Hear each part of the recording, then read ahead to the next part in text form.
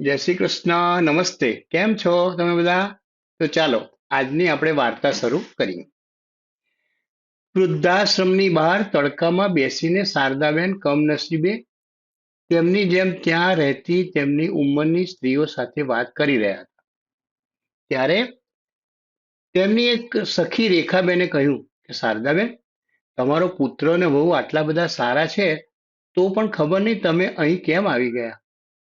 તારી વહુ અને તારો દીકરો તને લેવા આવ્યા હતા, તેમ છતાં તું તેમની સાથે ના ગઈ. મારો એકનો એક દીકરો અને વહુ ક્યારેય મને મળવા નથી આવતા.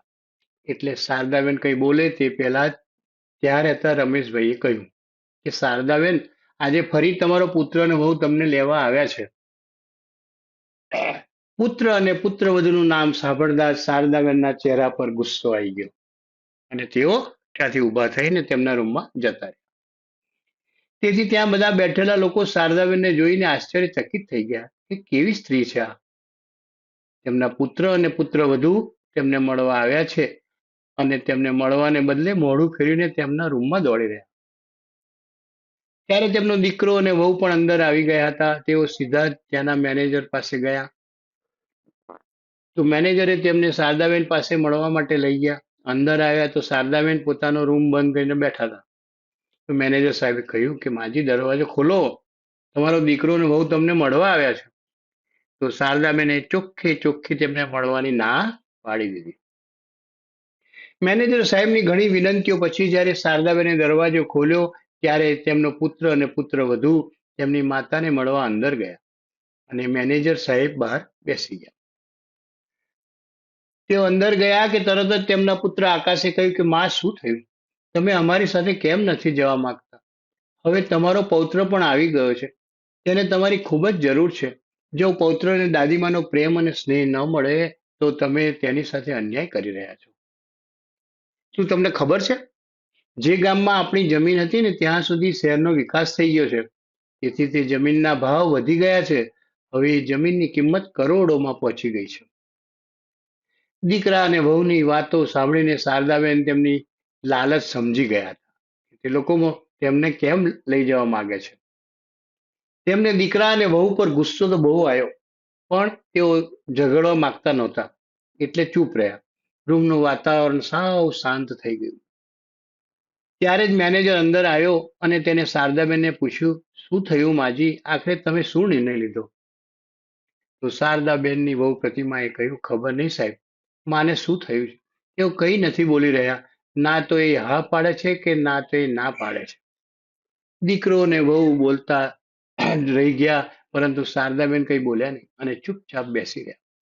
પછી દીકરો અને વહુ ખીજાઈને ત્યાંથી ઊભા થઈને બહાર આવ્યા અને પોતાની કારમાં બેસીને ઘેર જતા રહ્યા. તેમના ગયા પછી પણ શારદાબેનના ચહેરા પર કોઈ ગુસ્સો કે નિરાશા ન હતી. એકદમ શાંત, ચૂપચાપ બેસી રહ્યા.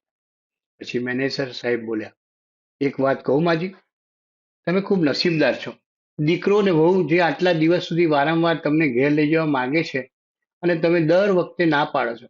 નહીંતર તમે વૃદ્ધાશ્રમમાં બીજા લોકોને જુઓ છો, કોઈનો દીકરો અને વહુ તેમને મળવાય નથી આવતા. તમારા પુત્ર અને વહુએ તમને છેલ્લા 3 મહિનાથી 3-4 વખત સમજાવવાની કોશિશ કરી. તમને ઘરે લઈ જવાની પણ તમે એવી જીદ પકડી રાખી છે.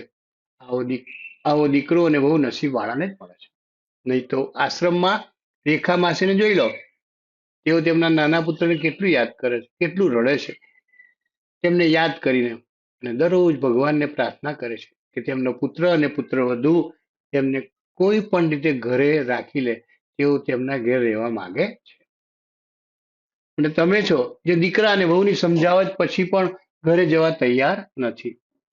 ત્યારે શારદાબેન ખુરશી પરથી ઊભા થયા અને મેનેજર સાહેબને કહ્યું, મેનેજર સાહેબ, હવે મારું ઘર આ વૃદ્ધાશ્રમ જ છે. હું બીજા કોઈ ઘરે નહીં જઉં. હું મારા અંતિમ શ્વાસ સુધી વૃદ્ધાશ્રમમાં જ રહીશ. જો તમને મારું આ વૃદ્ધાશ્રમ રહેવું ના ગમતું હોય તો હું બીજા વૃદ્ધાશ્રમમાં જતી રહીશ, પણ દીકરા અને વહુ જોડે પાછી એ ઘરમાં ક્યારેય નહીં જઉં. ના માજી, મારો મતલબ એવો નહોતો. તમે આ વૃદ્ધાશ્રમ છોડી દો. મારું વૃદ્ધાશ્રમ ફક્ત તમારા જેવા વૃદ્ધો માટે જ બનેલું છે જેમની હું સેવા કરવા માંગુ છું. હું તો તમારા દીકરા અને વહુનો સારો સ્વભાવ જોઈને તમને કહેતો હતો. બાકી તમારી મરજી છે. હું તમને ઘરે જવા માટે કોઈ દબાણ કરી રહ્યો નથી. જો તમને મારી વાત ખરાબ લાગી હોય તો મને માફ કરજો. મેનેજર સાહેબે હાથ જોડીને કહ્યું. તો શારદાબેને કહ્યું, ના, આમાં ખોટું લાગવા જેવી કોઈ વાત નથી. તું મને એ જ કહી રહ્યો છે કે જે તું તારી આંખથી જોઈ રહ્યો છે. સત્ય કોઈ જાણતું નથી. હજી તમે શું કહેવા માંગો છો? મેનેજર સાહેબે પૂછ્યું. ત્યારે શારદાબેને કહ્યું, કઈ નહીં બેટા, હું તો એમ જ કહેતી હતી. આટલું કહીને શારદાબેન ઊભા થઈ ગયા અને ત્યાંથી ચાલ્યા ગયા. સમય પોતાની ગતિએ ચાલતો રહ્યો. થોડા દિવસો પછી શારદાબેનનો દીકરો અને વહુ ફરીથી વૃદ્ધાશ્રમમાં આવી ગયા અને મેનેજર સાહેબને તેમની મા જોડે મળવા માટે કહ્યું. ત્યારે મેનેજર સાહેબે જોયું કે તેમની વહુના હાથમાં એક મોટું બોક્સ હતું. ત્યારે મેનેજર સાહેબે તેમને પૂછ્યું કે આ બોક્સમાં શું છે?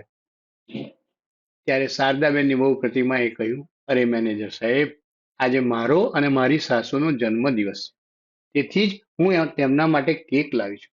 તેઓ અમારી સાથે ઘેર આવવા તૈયાર નથી, એટલે મેં વિચાર્યું કે હું પોતે વૃદ્ધાશ્રમમાં આવીને કેક કાપીને તેમની જોડે જન્મદિવસની ઉજવણી કરી લઈશ. તો મેનેજર સાહેબે કહ્યું, હું એકવાર માજીને પૂછી લઉં અને પછી તમને કહું. આ વખતે તેમનો પુત્ર આકાશ અને પ્રતિમા તેમના 6 મહિનાના પુત્રને પણ સાથે લઈને આવ્યા હતા. મેનેજર સાહેબ શારદાબેનના રૂમમાં ગયા અને કહ્યું, માજી, તમારો દીકરો અને વહુ તમારો જન્મદિવસ ઉજવવા માટે આવ્યા છે. ત્યારે શારદાબેને તેમના પુત્ર અને પુત્રવધૂને મળવાની સ્પષ્ટ ના પાડી દીધી અને છેલ્લી વખતની જેમ તેઓ તેમના રૂમનો દરવાજો બંધ કરીને બેસી.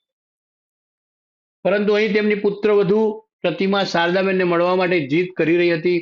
ભલે ગમે તે થાય, પરંતુ મારી સાસુ સાથે જન્મદિવસની ઉજવણી કરીને કેક કાપીને જ હું ઘરે જઈશ. હવે વૃદ્ધાશ્રમમાં રહેતા અન્ય વડીલોને પણ લાગવા માંડ્યું હતું. એ શારદાબેનના પુત્ર અને પુત્રવધુ ખરેખર ખૂબ સારા છે, પરંતુ શારદાબેનની અંદર સહેજ પણ દયા નથી. તેઓ એક પથ્થર દિલના છે. જ્યારે દીકરો અને વહુ આટલી આજીજી કરે છે તો તેમને પોતાને ઘેર જતું રહેવું જોઈએ. કેમ નકામું જીદ પકડીને બેસી રહ્યા છે? જો અમારા વહુ અને દીકરા અમને લેવા આવતા તો અમે ખુશીથી ઘેર જતા રહેતા. ત્યારે તેમાંથી એક જણે કહ્યું. એવી પણ કોઈ માં હોય જે પોતાના દીકરા અને વહુને વારંવાર અહીં આવવા પર મજબૂર કરે? બીજાએ કહ્યું. દીકરા અને વહુનો તો છોડો, એ તો તેમના નાના પૌત્રને પણ જોવા નથી માંગતા. ખબર નહીં કેવી દાદીમાં છે જે પોતાના પરિવારથી દૂર ભાગી રહ્યા છે. બહાર બધા પાસેથી પોતાના વિશે આવી નકારાત્મક વાતો સાંભળીને શારદાબેન રૂમમાંથી બહાર આવ્યા અને તેમની વહુના હાથમાંથી કેકનું બોક્સ ઉપાડીને ફેંકી દીધું અને ગુસ્સામાં બોલ્યા, મેનેજર સાહેબ, મેં તમને પહેલેથી જ મનાઈ કરી હતી કે હું મારા પુત્ર અને વહુને મળવા નથી માંગતી. તો પછી આ લોકો શા માટે વારંવાર આવીને મને હેરાન કરે છે? મેં તમને પહેલેથી જ કહ્યું હતું કે મારા પતિના ગયા પછી ના મારો કોઈ પુત્ર છે કે ના કોઈ પૌત્ર. હવે આ દુનિયામાં મારું કોઈ નથી, મેનેજર સાહેબ. આ બંનેને કહી દો હવે મને મળવા અહીંયા ક્યારેય પણ ના આવે. આ વખતે મેનેજર સાહેબને શારદાબેનનું વર્તન કંઈક અજીબ લાગ્યું અને તેઓ શારદાબેનથી નારાજ થતા બોલ્યા, માજી, તમે વૃદ્ધાશ્રમમાં કેમ આટલો અહંકાર લઈને બેઠા છો?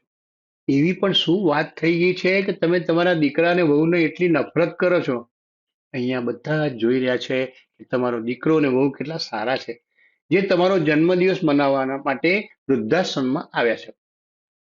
અરે બાળકો છે, બાળકોથી ભૂલ થઈ ગઈ છે, પણ હવે તેઓની ભૂલનો અહેસાસ થઈ ગયો છે તેમને, તો તમારે પણ તેમને માફ કરી દેવા જોઈએ. ત્યારે શારદાબેને પોતાના દીકરા અને વહુ તરફ જોતા કહ્યું, તમે જતા રહો અહીંયાથી અને ક્યારેય વળીને પાછા આવતા નહીં, કે ક્યારેય પણ મને તમારું મોઢું ના બતાવતા. શારદાબેનનો ગુસ્સો જોઈને તેમના પુત્ર અને પુત્રવધૂને લાગ્યું કે કદાચ તેમની માતા તેમની પોલ ના ખોલી દે, તેથી જ તેઓ ઉદાસ ચહેરે ત્યાંથી ચાલ્યા ગયા. પરંતુ આજે શારદાબેન ચૂપ ના બેઠા, કારણ કે તેમના પુત્ર અને પુત્રવધુ તેમને વારંવાર વૃદ્ધાશ્રમમાં આવીને હેરાન કરતા હતા.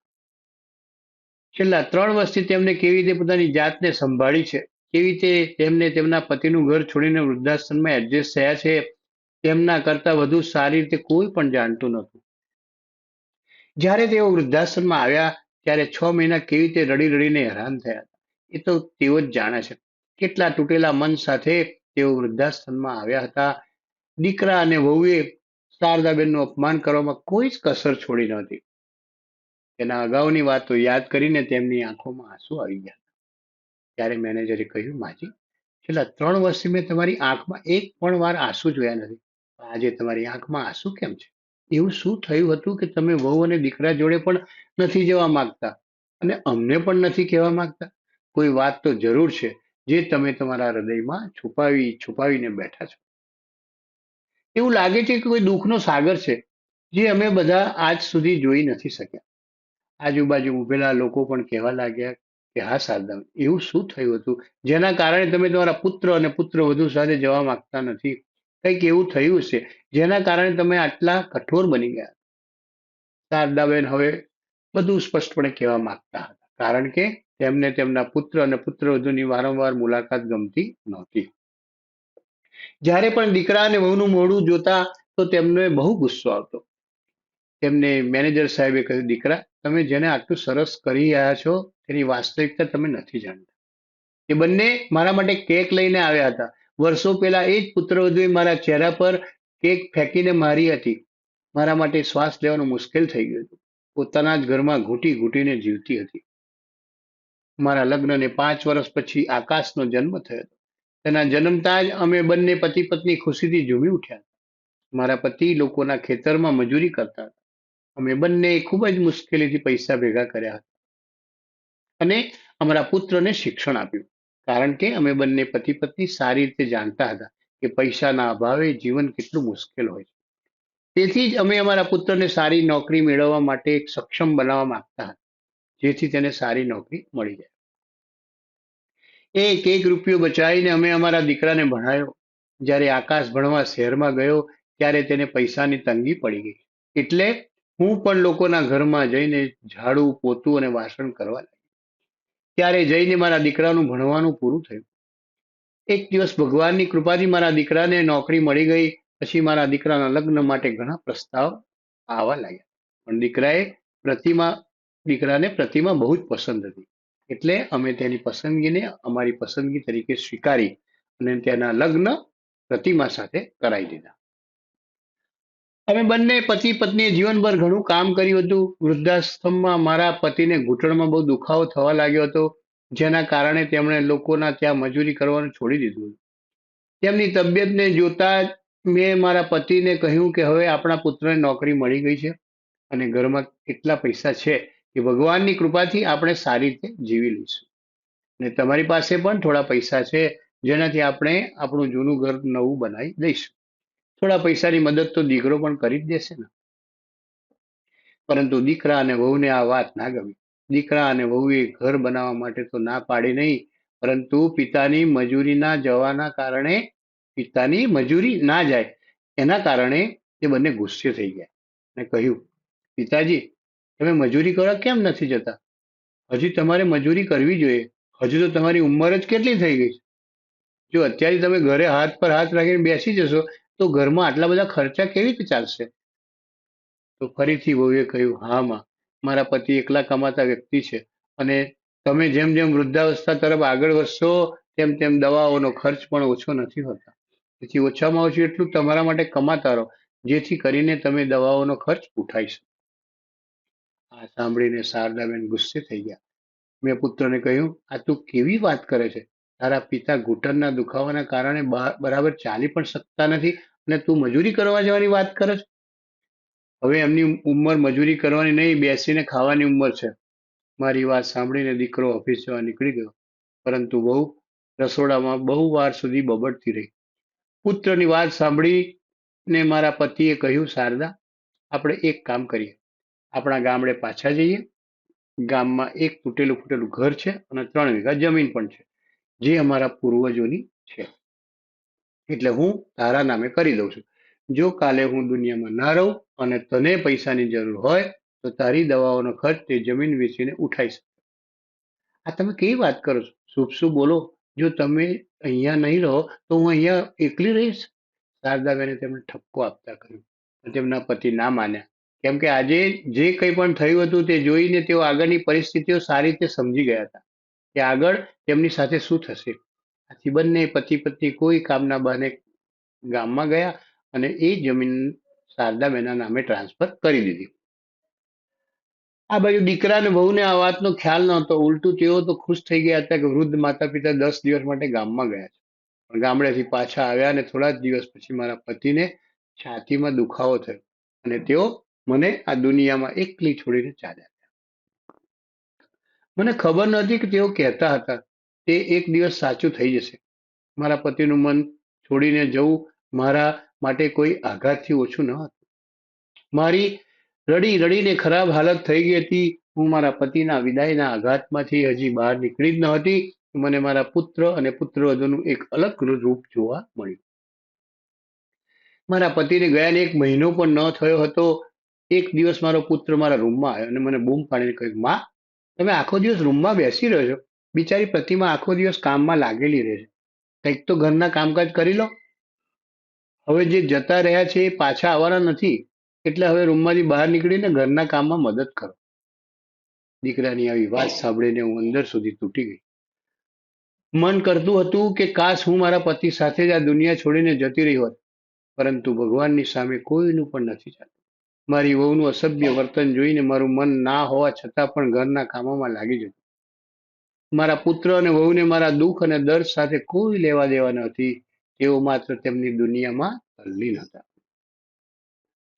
હું પણ મારા દુઃખને ભૂલી જવા લાગી અને જીવન જીવવા લાગી. એક દિવસ મારી વહુએ તેની બર્થડે પાર્ટી રાખી અને તેની બધી બહેનપણીઓને ઘરે આમંત્રણ આપ્યું.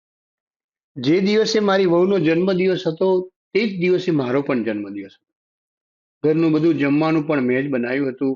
વહુની બધી બહેનપણીઓ ઘરે આવી ગઈ. સાત થતા થતા મારો દીકરો આકાશ પણ ઓફિસથી ઘેર આવી ગયો. કેક કાપવાનો સમય આવ્યો ત્યારે મારી વહુ એકલી જ કેક કાપી દીધી. મારા દીકરા આકાશે તેને ગિફ્ટમાં સોનાની બંગડી આપી. મારી પુત્રવધુ પ્રતિમા એ જોઈને આનંદથી ઉછળી પડી અને હું ત્યાંથી દૂર એક ખૂણામાં ઊભી રહીને બધું ચૂપચાપ જોઈ રહી હતી.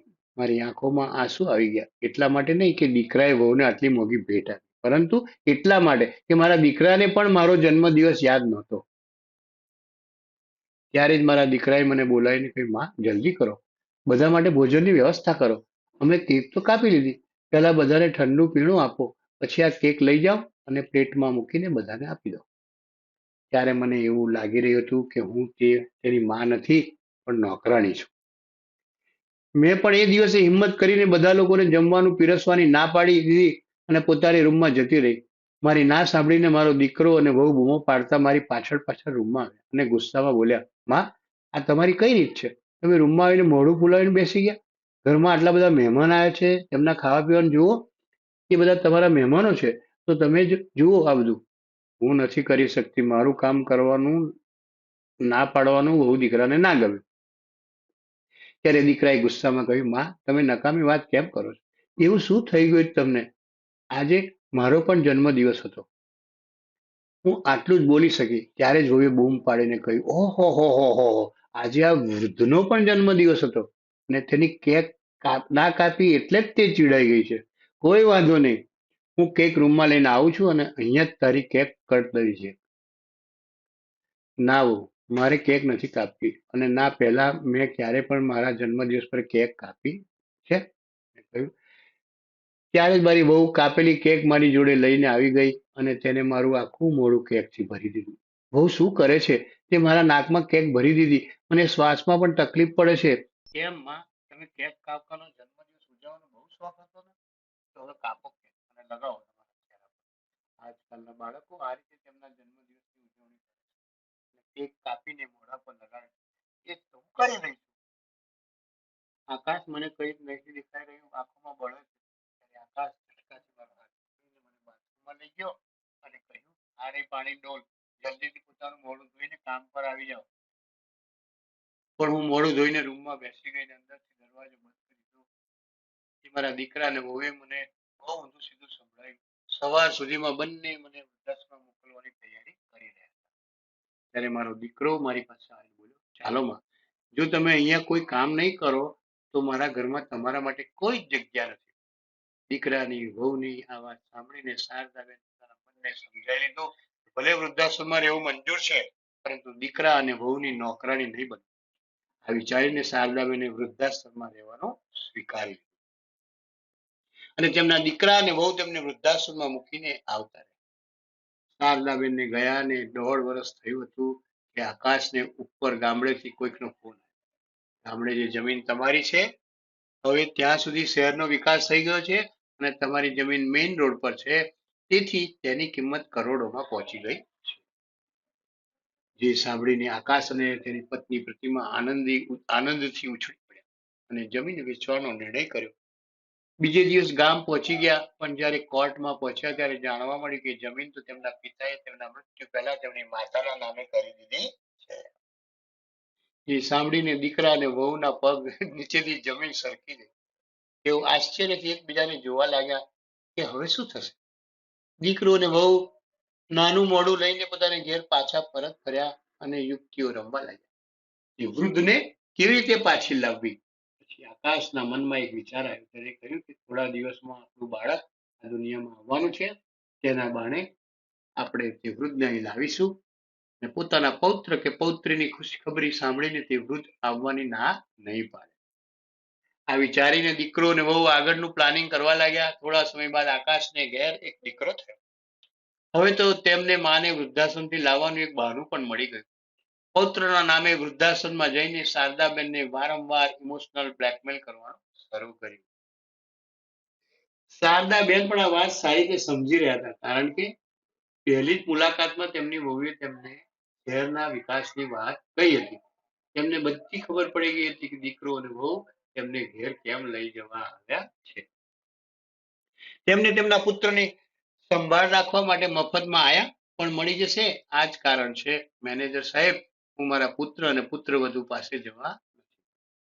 તમે લોકો માનો છો મારો દીકરો અને વહુ મને ખૂબ માન આપે છે, એટલા માટે તેઓ મને ઘેર પાછા લઈ જવા માંગે? એવું કંઈ નથી. તેઓ માત્ર તેમના પુત્રની આયા બનાવીને શહેરના વિકાસ માટે ગામડામાં આવેલી જમીન વેચીને પૈસા પડાયેલા માટે તેમનું આ કામ થઈ જશે.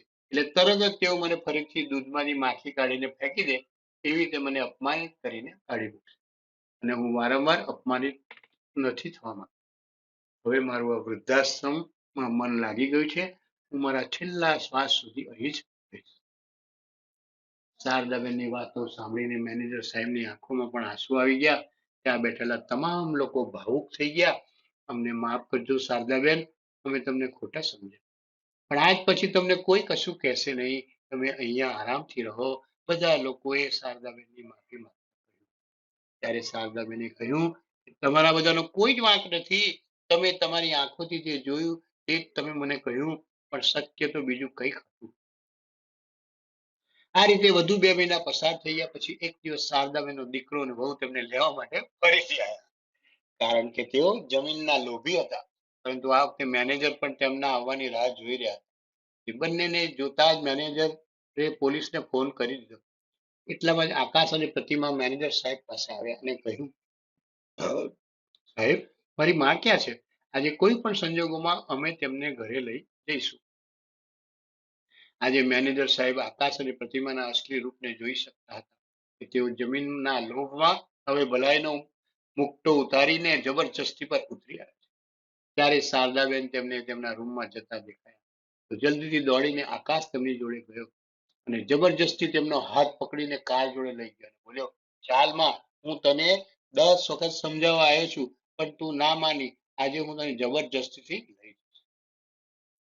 ત્યારે પોલીસને સામે જોઈ આકાશ અને પ્રતિમા સ્તબ્ધ થઈ ગયા. ત્યારે પાછળથી મેનેજર કહ્યું, ઇન્સ્પેક્ટર સાહેબ, મેં તમને ફોન કર્યો હતો, બંનેને પકડી લો. સાહેબ જબરજસ્તી એક વૃદ્ધ મહિલાને હેરાન કરી રહ્યા છે. તેની મરજી વિરુદ્ધ જબરજસ્તીથી લઈ જવાની કોશિશ કરી રહ્યા છે. એક પણ ક્ષણનો વિલંબ કર્યા વગર પોલીસે બંનેની ધરપકડ કરી. તો આકાશે બૂમ પાડીને કહ્યું કે માં, તું બરાબર નથી કરી રહી. કરોડોની જમીન લઈને ક્યાં જઈશ?